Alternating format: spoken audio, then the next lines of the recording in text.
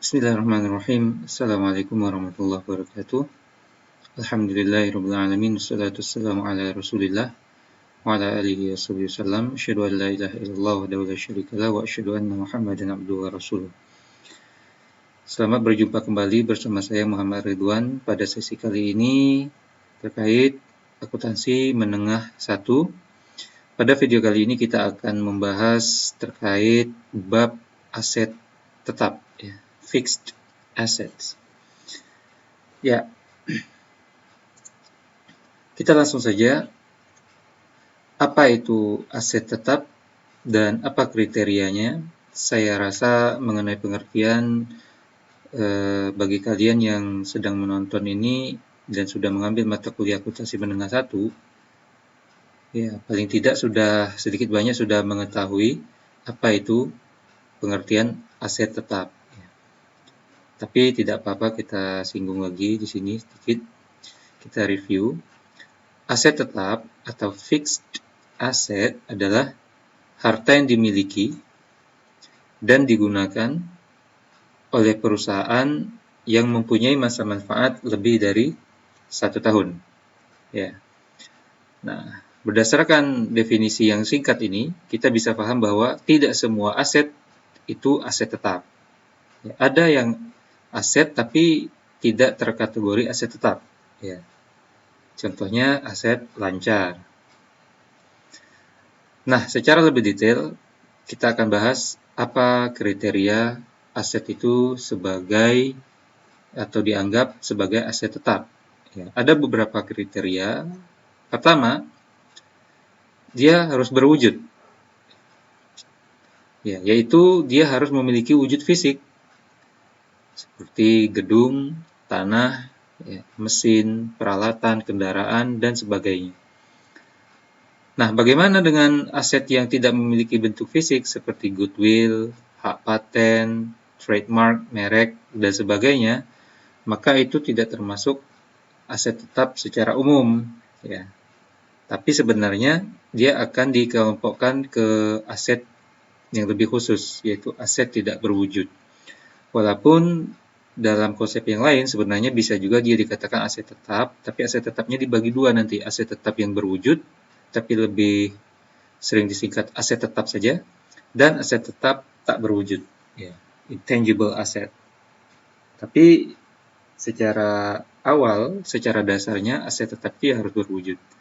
Jadi konsep yang di sini aset tetap itu berwujud, sedangkan aset tetap yang tak berwujud itu dianggap kelompok sendiri, yaitu aset tak berwujud. Bahasa Inggrisnya intangible asset. Oke, kemudian kriteria yang kedua, umurnya atau umur penggunaannya itu harus lebih dari 1 tahun atau lebih dari 1 periode akuntansi.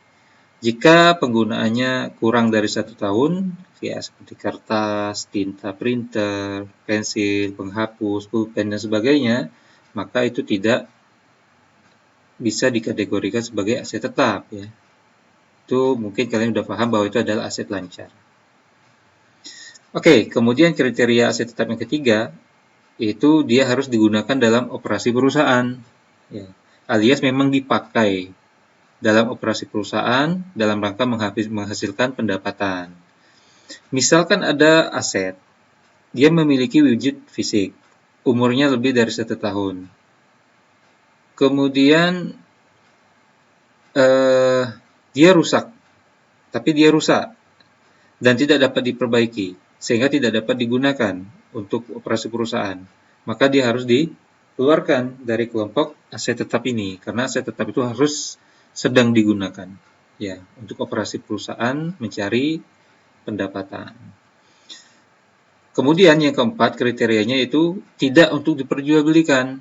Ya, suatu aset dikatakan aset tetap kalau dia memang digunakan, ya, dimiliki untuk digunakan, bukan untuk diperjualbelikan.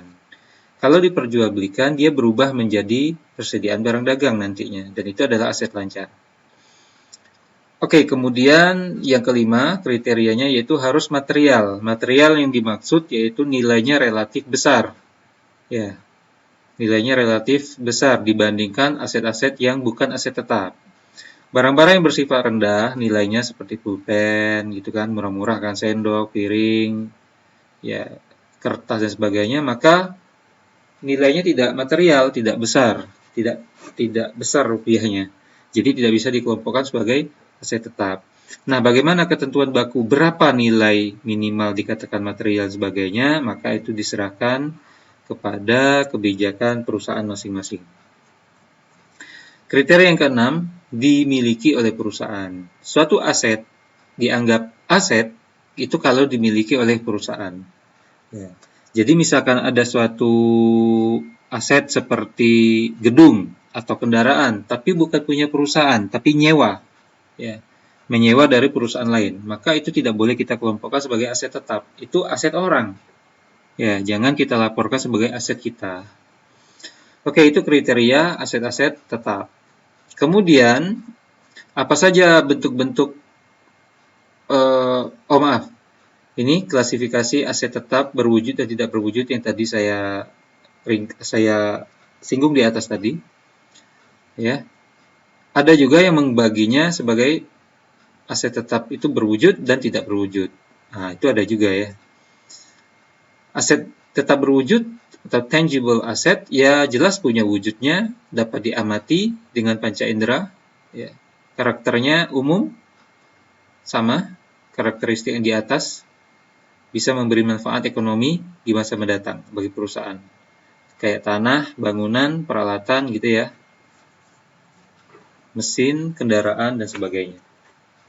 Aset tetap tak berwujud, bahasa Inggrisnya intangible asset, itu tidak bisa diamati secara langsung melalui panca indera.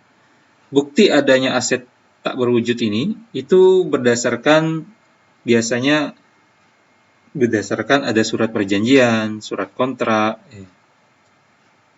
Tapi asetnya sendiri, itu tidak ada wujudnya secara nyata. Namun dia memiliki nilai dan dia memiliki manfaat, ya, bagi perusahaan yang bisa diharapkan di masa depan. Ya, jadi walaupun tidak berwujud tapi dia ada. Ya contohnya paten, ya hak paten, hak cipta, hak monopoli, pengelolaan gitu ya, hak pengelola hutan, laut, pantai, merek dagang gitu ya. Ya goodwill dan sebagainya.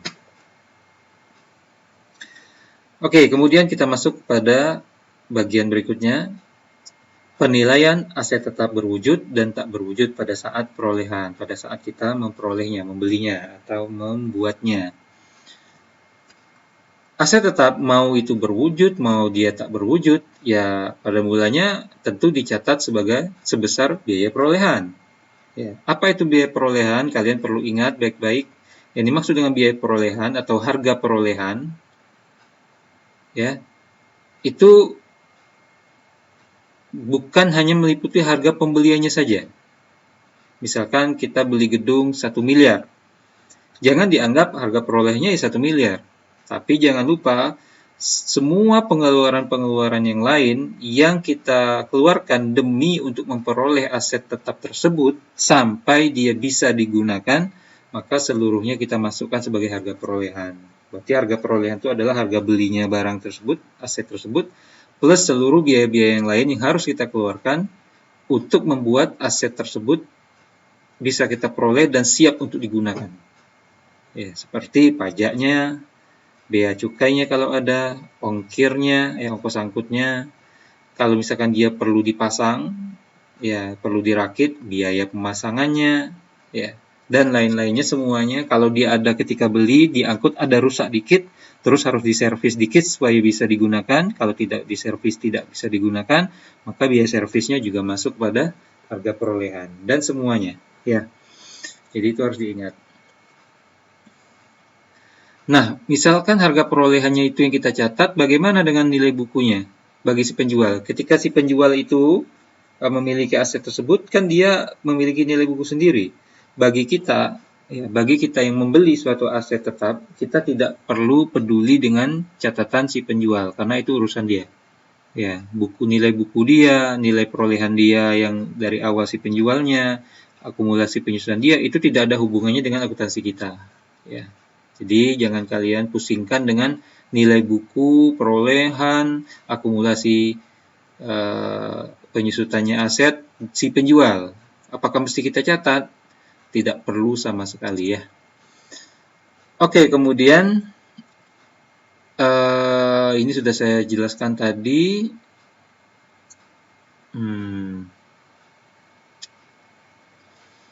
Oke, kita langsung contoh saja.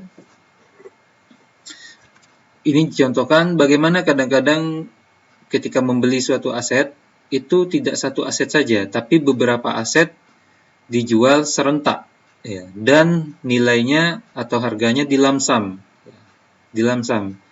Jadi semua asetnya nilai taksirannya sekian, padahal yang nilai beli kita sekian, beda lagi. Nah, bagaimana kita mengakumulasi atau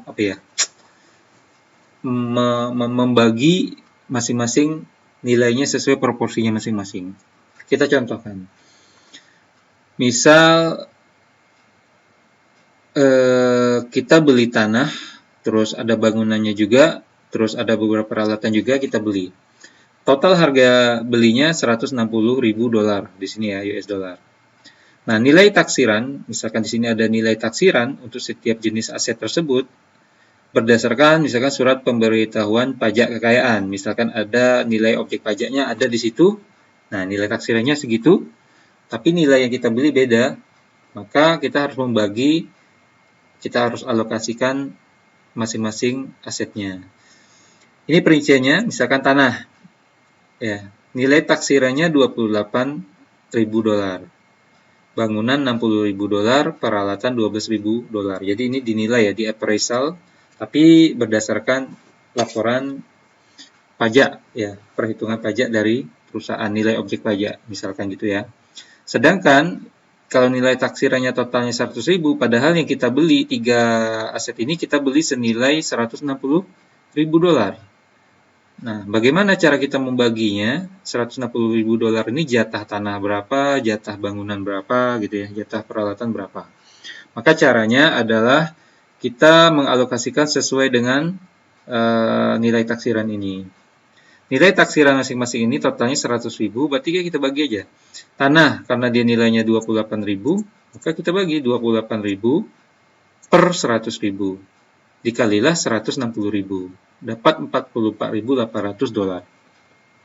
Berarti dari $160.000 ini, tanah kita anggap kita beli tanah senilai $48.800. Begitu juga dengan bangunan 60.000 per 100.000 kalilah 160, berarti 96.000. Jadi kita anggap bangunannya 96.000 kita beli. Dan begitu juga peralatan 19.200. Total 160.000. Nah, kalau sudah dapat seperti ini, ya sudah kita tinggal jurnal. Ya.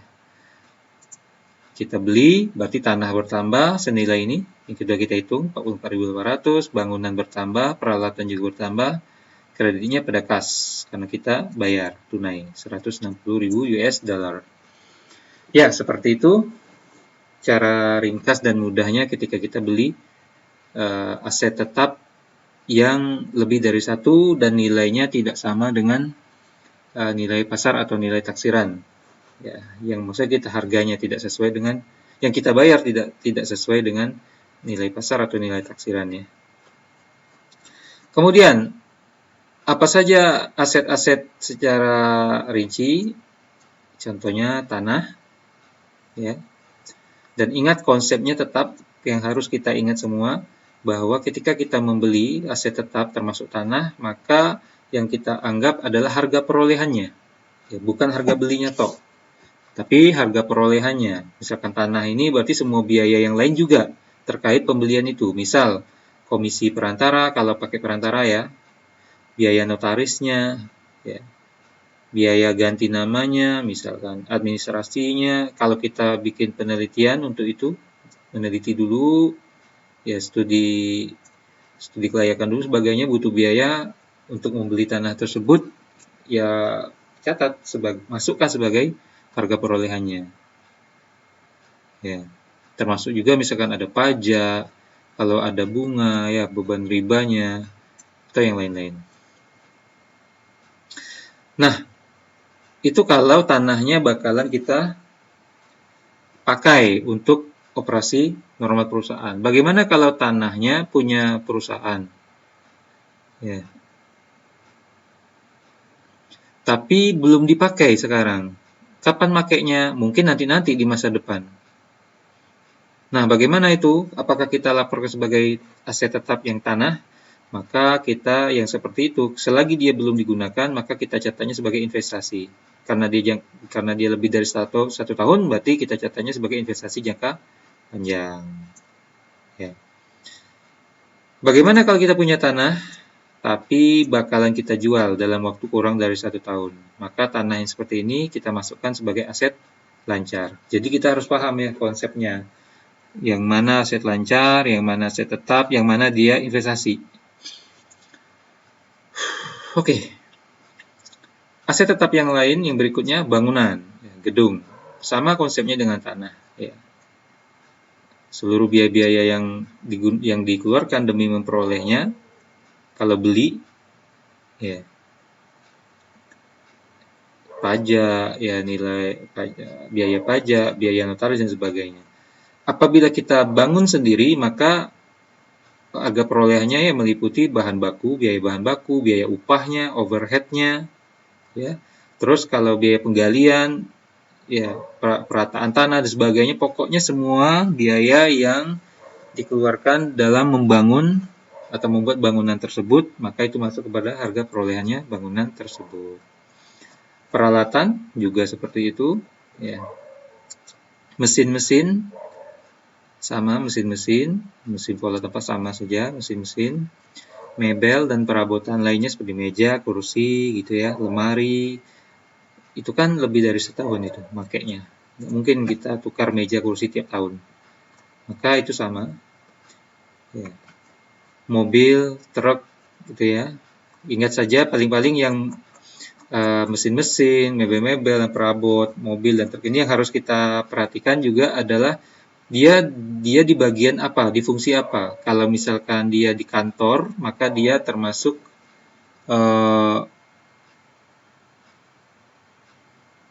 nanti misalkan ada biaya penyusutan, misalkan, karena di aset tetapnya ada biaya penyusutan, maka nanti beban-bebannya itu masuk ke bagiannya masing-masing. Misalkan kalau dipakai di kantor, berarti dia termasuk ke kelompok beban administrasi dan umum.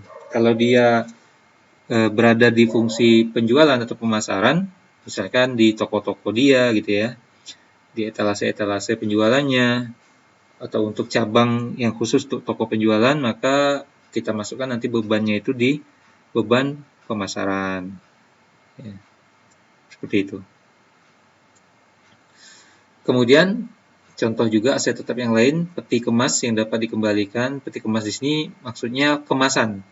Kadang ada orang menjual suatu produk, dia butuh tempat untuk menampungnya, tapi yang dijual adalah barang isinya, sedangkan kemasannya dikembalikan. Itu kan aset tetap, kayak tangki gitu ya. Dijual minyak, tapi tangkinya kan tidak dijual. Drumnya, bukan drum bahasa Inggris nih, drumnya, galon. Maka itu kalau dikembalikan itu aset tetap juga. Oke, kemudian masalah yang paling utama terkait video kita kali ini adalah masalah perolehan. Nah, terkait perolehan ini agak rumit, jadi mohon agak sabar. Ya, agak sabar dan jangan ngantuk. Oke. Ada beberapa cara ketika kita memperoleh atau yang mendapatkan atau membeli mungkin aset tetap. Ya, kita bahas satu-satu. Misalkan yang paling normal ya tentu dengan pembelian kontan. Pertama dengan pembelian tunai. Nah, bagaimana ini? Ya, berarti harga perolehan aset tetap tersebut yang kita beli itu kita jumlahkan harga belinya plus semua biaya yang dikeluarkan untuk membelinya sampai aset tersebut siap untuk dipakai. Ya, contoh, kita beli sebuah mesin 10 juta. Ya, harganya 10 juta. Nah, kita juga mengeluarkan biaya angkut 1 juta. Bongkar muatnya 300.000. Terus kalau dia perlu dipasang-pasang, dirakit, bayarnya 1.200.000. Kemudian ada biaya percobaan, ya 500.000. Maka kita mencatat jurnalnya itu adalah mesin, misalkan mesin ya. Mesin bertambah 13 juta, kas berkurang di kredit 13 juta. Pertanyaan loh, kok bukan 10 juta? Kan harganya 10 juta. Kenapa jadi 13 juta? Ingat konsepnya, harga perolehan adalah harga belinya plus semua biaya-biaya yang dikeluarkan untuk memperoleh aset tersebut hingga siap digunakan. 13 juta ini ya harganya 10 juta plus biaya angkut 1 juta plus biaya-biaya yang lain tadi ya, totalnya 13 juta. Maka mesinnya dianggap nilainya 13 juta. Ya, gitu ya. Itu contoh satu. Atau contoh yang kedua. Sebuah peralatan dibeli harganya 2 juta. Kemudian misalkan ada promosi, harganya jadi 1.900.000, ada promosi 100.000. Maka ada dua kemungkinan. Jika kita masih dalam masa diskon, maka kita catatnya adalah peralatan pada kas 1.900.000, karena yang kita keluarkan cuma 1.900.000. Maka peralatan itu nilainya 1.900.000 bagi kita. Ya. Jika tidak dalam masa diskon, ya seperti ini, peralatan 1.900.000, tapi discount loss atau diskon yang tidak diambil itu 100.000. Ya, rugi ya, kerugian yang tidak kerugian. Ya, potongan yang tidak diambil. Kas yang bayar ya 2 juta. Versi yang lain dan yang paling umum adalah ya tetap 2 juta ya. Peralatan seperti ini, tapi peralatan pada kas tapi 2 juta. Itu juga yang paling umum ya. Tidak disebutkan di sini. Oke, itu contohnya yang kedua. Contoh yang ketiga nih. Bagaimana kalau kita belinya secara lamsam? Ya, secara borongan, gabungan. Misalkan kita beli tanah, tapi di atas tanah tersebut ada bangunannya juga. Tanah sekalian bangunannya itu dihargai 100 juta. Ya, itu sudah include semua biaya-biaya misalkan. Nah, menurut taksiran kantor pajak, nilai objek pajaknya tanah itu 50 juta dan bangunannya 30 juta. 50 plus 30 kan 80. Sedangkan yang kita bayar kan 100 juta. Maka berapa 100 juta nih jatah untuk tanah dan untuk bangunannya juga berapa? Itu harus kita hitung. Caranya seperti yang contoh yang awal tadi, kita bandingkan aja. Ya, tanah 50, bangunan 30, berarti kan 5 banding 3, totalnya kan 8, 5 tambah 3. Sudah, kalau udah dapat faktorialnya seperti itu, ya udah kita tinggal hitung. Tanah kan 50, berarti 5 per 8, kali 100 juta. 62.500.000, itulah jatah untuk si tanah. Bangunan juga gitu, 3 per 8 kali 100 juta. 37.500. Dah pas 100 juta, maka kita tinggal jurnal. Tanah bertambah 62 juta setengah, bangunan bertambah 37 juta setengah, kas berkurang 100 juta karena bayar ya, untuk bayar. Nah, ini salah ketik. Pokoknya kalian tahu itu 100 juta. Itu cara pembelian yang pertama, yaitu secara kontan, tunai. Sekarang kita lihat secara kredit, dan kreditnya jangka panjang. Karena aset tetap itu biasanya harganya mahal, dan biasanya juga kalau beli kreditnya kontraknya jangka panjang, bukan sebulan 2 bulan. Oke, biasanya nih kalau udah jangka panjang, ya itulah manusia. Ya, biasanya kalau kreditnya pasti ada embel-embel bunganya, ya, ribanya. Kalian sudah tahu hukumnya itu riba adalah haram ya. Jadi saya tetap saya ingatkan bahwa riba itu hukumnya haram. Sedangkan materi ini tetap saya kasih untuk ya namanya juga kurikulum ya. Tetap kalian pelajari caranya jadi kalian tahu bahwa ini dia salah satu bentuk yang haram. Nah, bagaimana cara nyatetnya? Bisa saja ngitungnya secara flat ya, bunganya secara flat. Katanya sih flat, padahal kan life is never flat ya. Oke lah. Contoh nih, dibeli sebidang tanah 10 juta.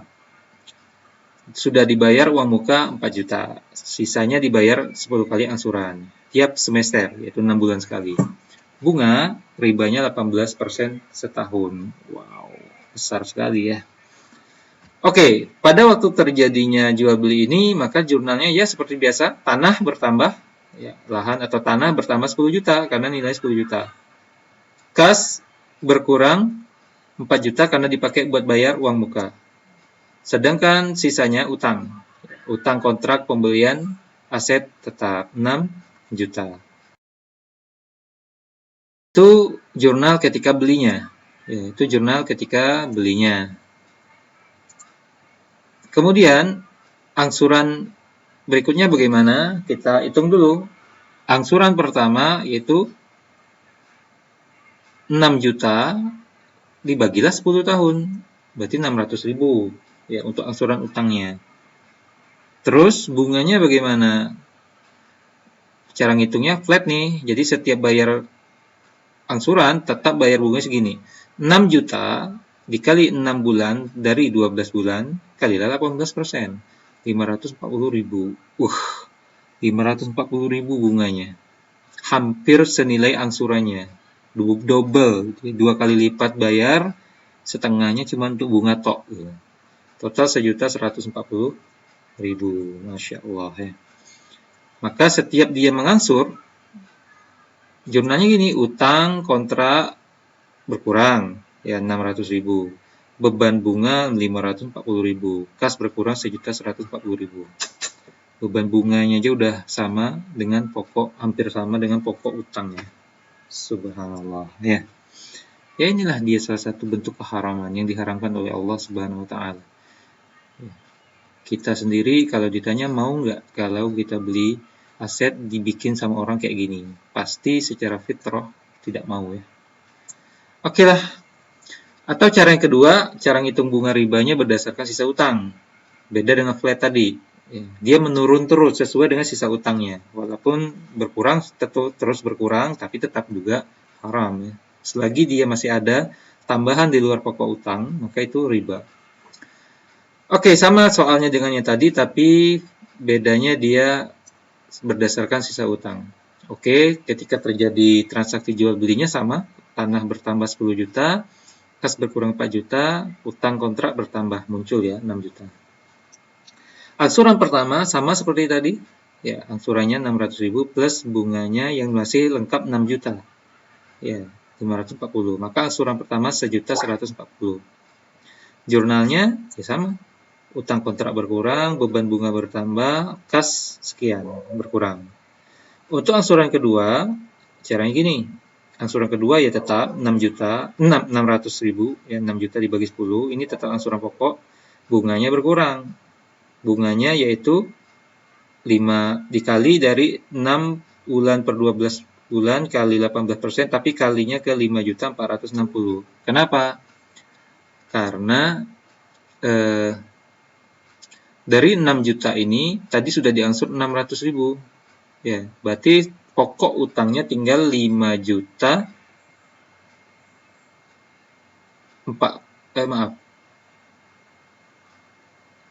6 juta dikurang 600 kan 5.400.000 seharusnya. Ini 5.400.000 ini seharusnya ini. Bukan 5.460, 5.400.000. Ya. 5.400.000 kali 6 per 12 kali 18%. Saya tidak tahu kenapa buku ini menganggapnya bunganya hitungnya dari 5.460, seolah-olah 6 juta utang pokoknya dikurangi beban bunganya 5.40, sehingga pokok utangnya jadi 5.460, baru dikalinya bulan dan persentasenya, sehingga dapatlah segini.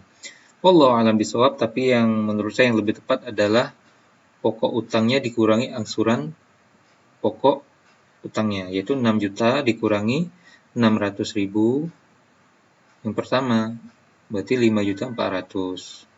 Baru dikali ini dapatnya segini, maka baru di jurnal, gitu ya. Begitu juga angsuran ketiga, berarti 5.400.000-nya dikurangi lagi 600, berarti tinggal 4.800.000 misalkan. Ya, dikalilah 6 per 12 kali 18. Lakukan hal seperti itu untuk selanjutnya. Nah, kenapa bukunya seperti ini? Wallahu alam, saya tidak tahu. Apakah memang ada seperti itu? Mungkin saja. Tapi yang jelas, siapa yang bisa menjadi ukuran pembenaran kayak gitu, seperti itu cara menghitungnya, tidak ada. Ya, ini pandai-pandai dia aja gitu. Siapapun sesuai perjanjian dia. Caranya gini, biasanya ini sesuai perjanjian. Walaupun perjanjiannya batil ya. perjanjiannya tidak syar'i. Ya saya ngomong gini juga karena saya ngajar akuntansi syariah. Jadi ya saya anggap saya boleh ngomong seperti itu. Dan juga saya seorang muslim ya. Jadi ya tidak apa-apa. Oke, atau C, cara pembeliannya dengan membayarnya dengan surat berharga. Ya. Jadi kita beli suatu aset tapi kita bayarnya pakai surat berharga. Maka yang perlu kita perhatikan adalah aset tersebut kita catat sebesar harga pasarnya pada saat pembelian. Sedangkan surat berharganya tetap dicatat sebesar nilai nominal. Itu sudah jelas ya. Nah, kalau ada selisih, bagaimana cara mencatatnya? Sesuai kondisinya. Misal, harga pasar itu lebih tinggi daripada nilai nominalnya. Ya, berarti untung, ya. Maka keuntungan atau laba tersebut kita catat sebagai premium, ya. Kalau IFRS mencatatnya sebagai premium, kalau FASB Amerika ya, itu mencatatnya sebagai agio. Kalau harga pasarnya lebih rendah dari nilai nominal, berarti kan rugi, maka catatnya disagio. Ya, disagio menurut akuntansi FASB atau Amerika. Sedangkan menurut IFRS tetap saja premium, cuma dia taruhnya di debit. Ya. Premium itu kalau dikredit maknanya untung atau agio kalau Amerikanya. Kalau dia taruhnya di debit berarti dia rugi. Kalau Amerikanya disagio. Tapi kalau menurut IFRS ya premium aja, satu pakai premium. Ya, premium bisa di debit bisa di kredit. Kalau di debit dia sebagai disagio, kalau di kredit dia sebagai agio, ya, versi Amerikanya. Oke, langsung contoh aja lah. Contoh ini dibeli sebidang tanah. Ya, kita beli tanah, tahu-tahu kita bayarnya pakai saham 100 lembar. Ya, jadi seolah-olah atau bahasanya saya ubah, ada orang beli 100 lembar saham kita, bayarnya pakai tanah, bisa juga seperti itu. Nah, nilai nominal saham ini adalah 100.000. Nah, coba kita buat jurnalnya, andaikan kondisinya dengan ada dua, terpisah kondisinya. Ada yang kursnya harga pasarnya 95%, ada juga yang 110%. Ini kan contoh, jadi supaya bisa tahu. Kalau kursnya 95%, cara gini, nominal kan 100 lembar tadi kali 100.000 berarti 10 juta. Harga pasar kalau dia kursnya 95%, ya 95% dari 10 juta, yaitu 9.500.000. Berarti ada selisih 500.000. Ya. Harga pasarnya lebih kecil daripada nilai nominal. Barang kita, saham kita 10 juta, harga pasarnya cuma 9.500.000. Berarti kan kita rugi 500.000. Namanya disagio atau premium tapi di debit kalau IFRS. Maka kita jurnalkan seperti ini. Ya, bagi kita kan beli tanah nih. Maka tanah bertambah, lahan atau tanah bertambah, tapi nilainya 9.500.000. Ya. Sesuai dengan saham yang kita bayar. Kemudian tambah disagio saham 500.000 kalau versi Amerika ya. Kalau kita ngikut IFRS maka ini premium saham 500.000. Modal saham tetap senilai nominal 10 juta di kredit. Berarti modal saham kita bertambah, seolah-olah ada pihak baru yang menanamkan saham di tempat kita, bayarnya pakai tanah. Ya, tanahnya cuma 9.500.000. Maka kita rugi 500.000. Seperti itu ya. Kalau kursnya 110.000, 110% gini. Harga pasarnya 110% kali 10 juta tadi, 11 juta ya. 110% kali 100 lembar kali 100.000, itu cara ngitungnya, 11 juta. Sedangkan nilai nominalnya 10 juta, maka ada selisih 1 juta. Ya. Ada selisih 1 juta. Harga pasarnya lebih tinggi daripada harga nominalnya. Ya, lebih tinggi 1 juta. Berarti ini untung atau agio. Ya. Nah, ini agio bukan disagio, ini salah ketik ya. Agio yang betul. Maka kita jurnal. Tanah, karena kita beli tanah, bertambah, ya senilai harga pasarnya 11 juta. Kemudian modal saham bertambah di kredit. Ya tetap senilai nominal. Ingat, itu sudah jelas seperti itu baku ya. Yang namanya modal saham tetap dicatat senilai nominal. Nah, sejutanya apa? Ya, agio saham. Kalau versi Amerika, agio saham. Kalau versi IFRS, ini adalah premium saham. Jadi premium saham bisa di debit, bisa di kredit. Fleksibel dia. Oke, itu cara memperoleh yang ketiga, aset itu caranya kita beli tapi bayarnya pakai surat berharga. Bisa saham, bisa obligasi. Ya. Yang keempat, D. Bisa juga diperolehnya dari sumbangan atau hadiah. Wow, baik amat ya. Ada yang ngasih hadiah atau sumbangan aset tetap. Aset tetap, padahal itu besar. Ya, sudahlah. Maka ini disebut non-reciprocal transfer. Ya. Transfer tapi tidak ada umpan balik. Murni ngasih. Ya. Maka kita catat saja senilai wajarnya, senilai harga pasarnya. Atau kalau tidak diketahui harga pasarnya berdasarkan penilaian appraisal yang dilakukan oleh para appraisal penilai yang independen. Kita contoh nih, perusahaan Piala Bakti menerima bantuan sebidang tanah dan bangunannya sekalian dari pemerintah. Wah, kenapa ya? Mungkin ini perusahaan pemerintah BUMN mungkin ya. Kalau swasta, baik amat pemerintah ngasih. Oke, nilai lahan dan bangunannya menurut harga pasar wajarnya masing-masingnya 3 juta dan 1 juta. Misal ya, ini misal ya. Masa tanah 3 juta, bangunan 1 juta. Tapi ini cuma contoh. Kalau kita mau yang realistis ya tambah aja 0,3. 3M dan 1M. Baru tahu rasa. Oke, maka ya kita catat aja senilai apa adanya. Tanah bertambah 3 juta, bangunan bertambah 1 juta. Cuma apa kreditnya? Ya modal. Ya, modal dari pemerintah, tapi modalnya modal donasi atau modal sumbangan 4 juta. Oke, itu cara memperoleh yang keempat atau D. Sekarang yang kelima, yang E, dengan cara pertukaran. Nah, trade in ya, pertukaran. Nah, transaksi tukar menukar aset ini agak rumit, makanya kita bahas satu persatu ya. Bahas satu persatu, sabar. Biasanya transaksi tukar menukar ini ada bersih, ya murni aset ditukar dengan aset tanpa tambahan lain-lain, atau ada juga yang tukar tambah, ya, tukar tapi ada yang tambah kas. Ya, tukar tambah ini bisa diistilahkan dengan boot, ya, boot. Nah, ada dua kasus, ya, kasus khusus special case, ada kasus umum general case. Kasus khusus itu biasanya kondisinya harga pasar aset tetapnya yang kita tukarkan itu tidak kita ketahui. Ya. Nah, ini yang tidak diketahui yang bikin repot. Atau aset tetapnya yang ditukar itu sejenis, mobil ditukar mobil, tanah ditukar tanah gitu ya. Itu juga aset kasus khusus. Butuh perhitungan tertentu, konsep tertentu.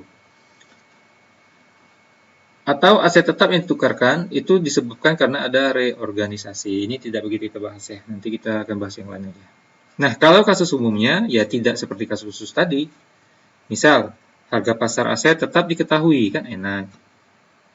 Terus aset tetap yang ditukar tidak sejenis. Yang ditukarkan tidak sejenis. Jadi jelas nanti bagi-baginya. Nah, kalau kasus umum seperti ini, maka ada beberapa hal yang harus diperhatikan nih, kondisi masing-masing. Contoh, oke, mulai hitung-hitungan lagi ya, siap-siap.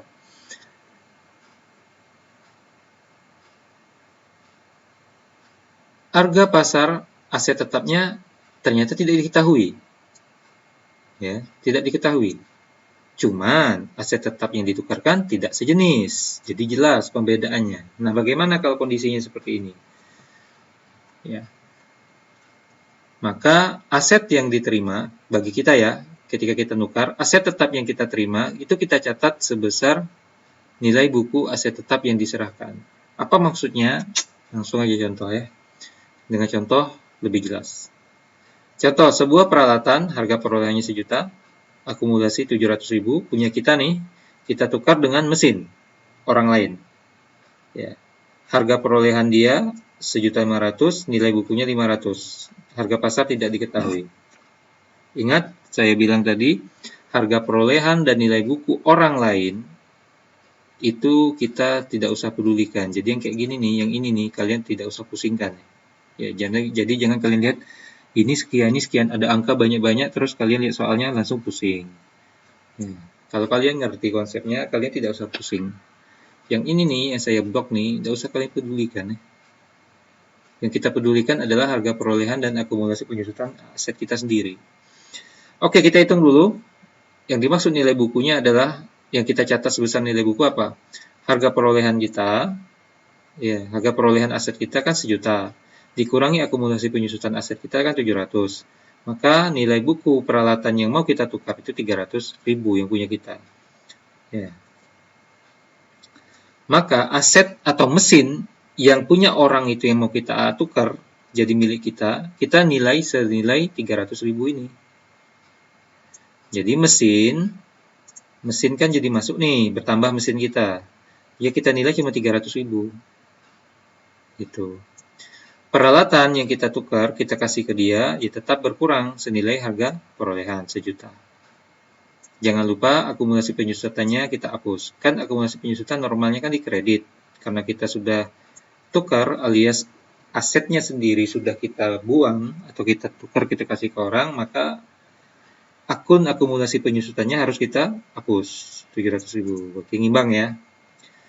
Itu dia cara menjurnalnya kalau harga pasar aset tetap yang punya orang itu tidak kita ketahui dan aset tetapnya tidak sejenis. Jadi kita catat aja senilai nilai buku versi perhitungan kita. Kondisi kedua, harga pasar aset tetap diketahui. Ya, harga pasarnya diketahui. Dan aset tetapnya tidak sejenis. Ya. Nah, ini kita catat harga perolehnya bagaimana? Ada beberapa ketentuan. Wah, banyak nih, ada 4 ketentuan. Tambah pusing ya. Bisa sebesar harga pasar aset tetap yang diserahkan, harga pasar aset tetap yang kita terima, itu bisa. Atau misalkan harga pasar aset yang kita terima itu lebih wajar atau lebih besar, maka kita catat sebesar harga pasarnya. Jika aset tetap yang kita terima itu adalah aset yang baru, ya, kita catat senilai harga nilai kontannya atau tunainya. Atau jika ada perbedaan, ya, harga pasar dengan nilai bukunya. Harga pasar, ya, harga pasar aset yang kita terima itu berbeda dengan nilai buku aset tetap yang mau kita serahkan, yang mau kita tukar. Maka bakalan ada laba atau rugi. Nah, itu catat. Yang dimaksud laba adalah apabila nilai buku, ya, nilai buku aset kita yang mau kita serahkan ke dia, itu ditambah uang kas. Misalkan ada ya, kita juga ngasih uang kas. Nah, misalkan nilai buku itu ditambah uang kas itu masih tetap lebih kecil dari nilai pasar, alias nilai pasarnya lebih tinggi daripada nilai buku aset kita plus uang kas kalau kita tambahin masih lebih besar nilai pasarnya, berarti laba. Kita dapat barang yang nilainya besar dengan bayaran yang lebih kecil. Gitu. Jadi kita beli barang bagus, barang mahal dengan harga murah. Sedangkan yang masuk rugi adalah sebaliknya. Nilai buku aset kita apabila juga, andaikan juga misalkan ada kita tambah uang kas juga masih lebih besar dari harga pasarnya, berarti itu rugi. Alias, nilai pasarnya itu lebih kecil daripada aset kita plus uang kas yang kita kasih ke dia. Berarti kita beli barang murah, tapi bayarnya mahal. Kan rugi. Pusing? Iya, pusing. Ya. Langsung contoh lah ya. Langsung contoh. Misal nih, PTA punya sebuah peralatan. Harga perolehan 5 juta, nilai bukunya 3.800.000, berarti akumulasi penyusutan udah tahu ya. Ya, 1.200.000 akumulasi penyusutannya. Ditukar dengan sebuah truk. Truk itu pada waktu ditukar harga pasarnya 4 juta. Nah, selain itu, PTA juga menyerahkan uang kas lagi tambahan 600.000. Nah, kita hitung dulu laba atau ruginya, laba rugi pertukarannya. Nilai buku peralatan 3.800.000 nih, kas yang diserahkan 600.000, berarti total 4.400.000. Jadi barang kita plus kas yang kita tambah itu 4.400.000 totalnya. Sedangkan harga pasar truknya cuma 4 juta. berarti kan kita bayar kelebihan 400.000 seolah-olah gitu. Nah, bagi kita bayar 4.400.000 untuk barang yang senilai 4 juta, kita rugi 400.000. Berarti itu rugi. Maka kita catat jurnalnya yang jelas gini. Truk kan bertambah karena kita memperoleh truk. Kita kan tukar alat kita untuk memperoleh truk orang. Maka truk kita bertambah 4 juta. Kenapa 4 juta? Karena nilai pasarnya kan 4 juta harga pasarnya. Kemudian peralatan, ingat cara menjurnal tidak mesti debet semua dulu baru kredit gitu ya. Tidak mesti. Mana yang bisa kita buat dulu. Nah, peralatan kita otomatis kita hapus karena peralatannya udah bertukar tangan. Maka peralatan kita taruh di kredit 5 juta karena harga perolehannya 5 juta. Ketika suatu aset sudah berpindah tangan atau tidak milik kita lagi, kita juga hapus akumulasi penyusutannya. Ingat itu ya. Maka akumulasi penyusutan ini kan kredit, kita taruh di debit. Akumulasi penyusutan peralatan 1.200.000. Kemudian jangan lupa tadi kita ada bayar kas 600.000, berarti taruh di kredit. Nah, rugi kan di debit. Rugi pertukaran 400.000. Kalau kalian hitung pasti balance 5.600.000. Ya. Itu kondisinya kalau harga pasar tahu, kemudian barangnya juga berbeda. Jadi ini cara pandangnya gini, harga pasar, kemudian jenis asetnya sama atau tidak, sejenis atau tidak, itu yang jadi ukuran. Itu yang jadi titik berbedanya cara menghitung. Kondisi yang berikutnya, C. Harga pasar aset, ya, aset tetap yang mau kita tukar, itu kita ketahui. Asetnya sejenis lagi. Maka ada dua kemungkinan. Bisa rugi, bisa untung. Ya. Bisa rugi, bisa untung, bisa tambah kas atau tidak. Kita coba semuanya, kita lihat. Misalnya nih, apabila rugi, maka catat aset tetap tersebut sebesar harga pasar aset yang kita terima. Maaf, kalau dia rugi, maka aset tetap yang kita terima itu kita catat sebesar aset yang kita kasih, kita tukarin, kita serahkan kepada dia. Ya. Terus kita catat ruginya. Tuh. Kalau ada laba, itu tidak boleh kita catat. Ya. Konservatisme ya, konsep konservatisme. Contoh lah, PTA mempunyai sebuah peralatan. Harga perolehannya 400.000, akumulasi penyusutan 200.000. Ya. Harga pasarnya cuma 175. Nah, PTA ini kita anggap kita ya. Alat kita ini kita tukar dengan peralatan yang lain, sejenis, tapi punya orang. Harga perolehannya 300.000, nilai buku 150.000. Ingat, harga perolehan dan nilai buku orang tak usah kita pedulikan ya. Bikin bingung aja. Yang kita pedulikan ini, harga pasarnya. Saat pertukaran 175 juga. Bagaimana cara nyatetnya? Gini. Yang jelas, peralatan baru, ya sebenarnya dalam jurnal aslinya tidak pakai baru lama. Ya. Tapi ini sekedar untuk memudahkan supaya kalian tahu yang mana yang nilai yang mana yang dicatat. Peralatan bertambah, yaitu peralatan yang baru 175, karena itu harga pasarnya. Kemudian peralatan kita yang punya kita sendiri yang lama, kan tidak tangan, berarti hilang 400.000 karena harga perolehannya 400.000, dan ingat akumulasi penyusutannya kita tutup. Ya, kita hapus, kita taruh di debit. Oke. Nah, ini sudah 400.000, ini 175, 200 tambah 175 kan 375. Berarti belum nyimbang. Supaya nyimbang kita harus tambah di debit 25.000. Nah, 25.000 ini kalau kita menukar seperti ini, kalau di debit berarti dia rugi. Makanya kita buat rekeningnya rugi pertukaran. Ya, seperti itu. Ini misalkan kasusnya seperti itu, rugi tanpa tambahan kas. Bagaimana kalau kita juga tukar tambahnya pakai kas? Ya. Kita bayar, misalkan contohnya di sini sama soalnya, tapi PTA yaitu kita juga ngeluarin uang kas lagi 25.000. Ya. Maka peralatan yang baru, yang tadi nilai pasarnya cuma 175, harus kita tambahkan dengan uang kas yang kita bayar, 25. Berarti 175 jadi 200. Akumulasi penyusutan peralatan lama tetap kita hapus, rugi pertukaran, ya tetap 25.000, peralatan lama ya kita hapus 400, kas di kredit 25.000. Itu tambahannya ya. Itu kalau rugi. Sekarang bagaimana kalau kondisinya ada laba? Nah, kalau ada laba, begini cara nyatatnya sesuai dengan kondisinya yang berbeda-beda ya.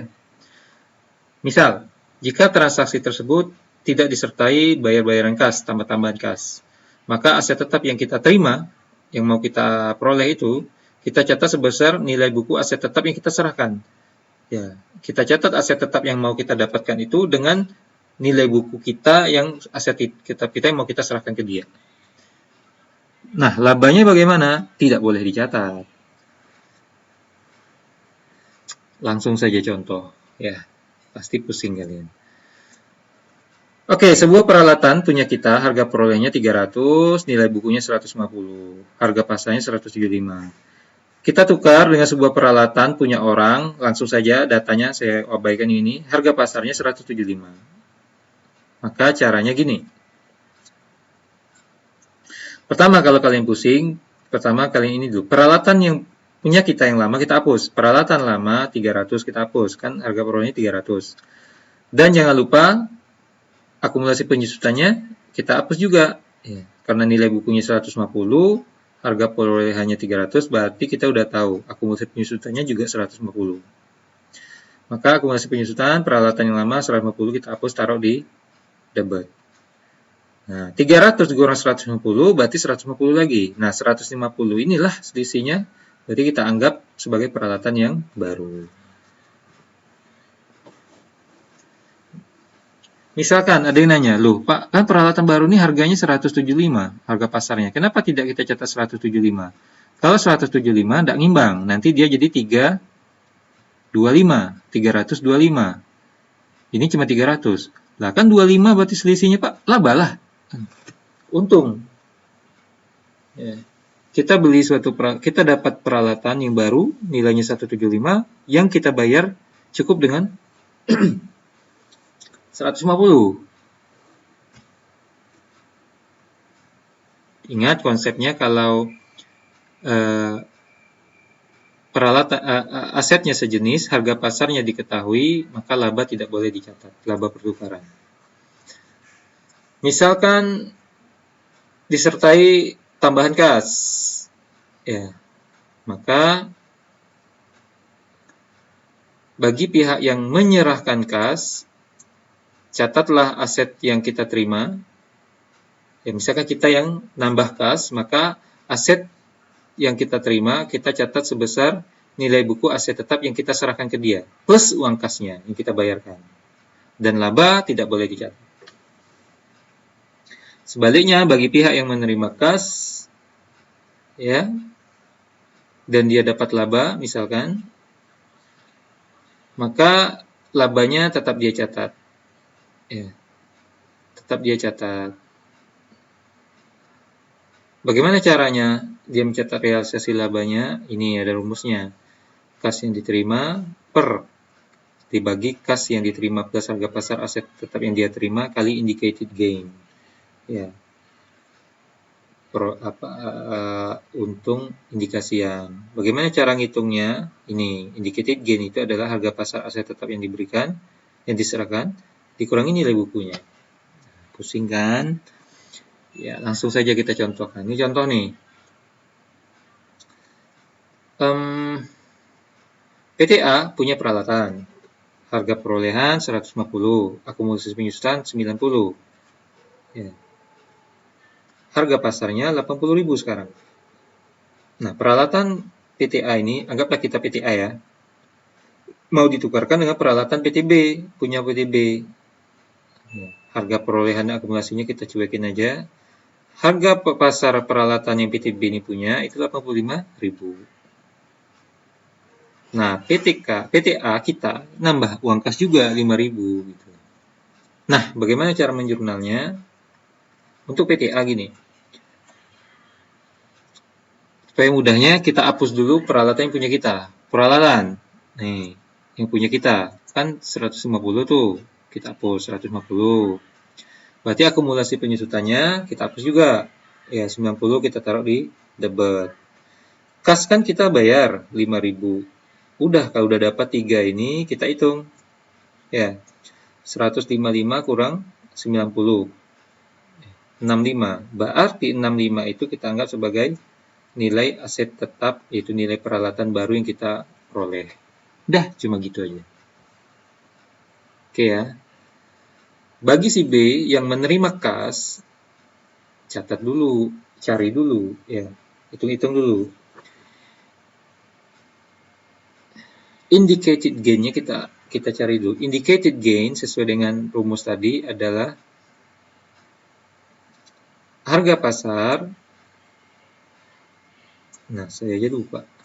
Ini dia rumusnya.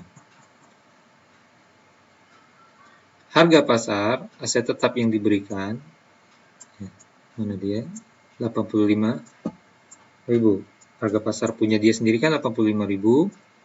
Dikurangi nilai bukunya. Nilai buku dia adalah 120 kurang 50.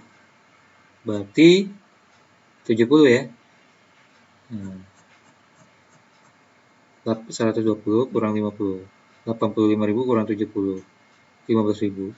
Indicated gain-nya adalah 15.000. Nah, labanya, realisasi labanya ini rumusnya. Kas yang diterima dibagi kas terima plus harga pasar aset tetap yang diterima bagi indicated gain. Oke. Nah, berarti ini laba, ini perolehan laba ya, ini salah. Adalah kas yang diterima 5.000 dibagi 5.000 kas yang diperoleh plus harga pasar aset yang diterimanya 80.000. Karena aset kita yang diterima oleh PTB itu kan 80.000 harga pasarnya. Berarti 5.000 dibagi 5.000 plus 80 kalilah indicated gain 15.000. Berarti 5.000 dikali 15.000 kali bagi 85.000. Dapatlah 882. Itulah laba realisasinya ya, realisasi laba. Nah, aset tetap yang diterima bagi CB, ini lagi rumusnya. Ya, tapi tidak usah bingung-bingung, mending kalian langsung jurnal aja, pasti dapat. Jadi jurnalnya bagi si PTB, peralatan PTB tentu berkurang 120.000 sesuai dengan harga perolehannya. Harga perolehannya kan 120.000 nih. Nah, peralatan PTB, penyusutannya 50. Berarti peralatan bagi si PTB, peralatan dia hilang 120.000. Kemudian jangan lupa akumulasi penyusutannya juga dibuang, taruh di debit ya 50.000. Kemudian kas kan dia menerima 5.000. Jadi buat kas di debit 5.000, kemudian ada laba 882. Gitu aja ya caranya ya. Jadi kalian tidak usah bingung berapa harga aset tetapnya nanti yang dia terima. Jadi ini sudah. Ya tinggal kita jumlahkan dan kita cari selisihnya. Ini 120.882. Kita kurangi 55. Ada selisih 65.882. Nah, kalau begitu 65.882 yang di debit inilah dianggap harga perolehan untuk peralatan yang baru yang dari PTA untuk PTB. Dah, cuma gitu. Ya. Jadi itulah dia terkait dengan aset tetap, jenis-jenisnya, kriteria-kriterianya, apa saja contoh-contohnya, dan bagaimana akuntansi ketika perolehannya, baik dengan cara tunai maupun dengan cara kredit kontrak panjang, dengan cara asetnya sejenis atau tidak sejenis, harga pasarnya diketahui atau tidak diketahui. Ya, saya rasa mudah-mudahan itu bisa dimahami, bisa dimengerti. Silakan dilihat-lihat, dibaca-baca di buku-buku yang ada, ya, selain menonton video ini juga. Baiklah, untuk video kali ini saya rasa saya cukupkan dulu terkait untuk terakhirnya itu perolehannya. Pada video selanjutnya kita akan bahas terkait dengan penyusutan, disposisi, dan sebagainya. Dan termasuk juga aset yang tak berwujud. Baiklah, sekian saya ucapkan terima kasih. Wassalamualaikum warahmatullahi wabarakatuh.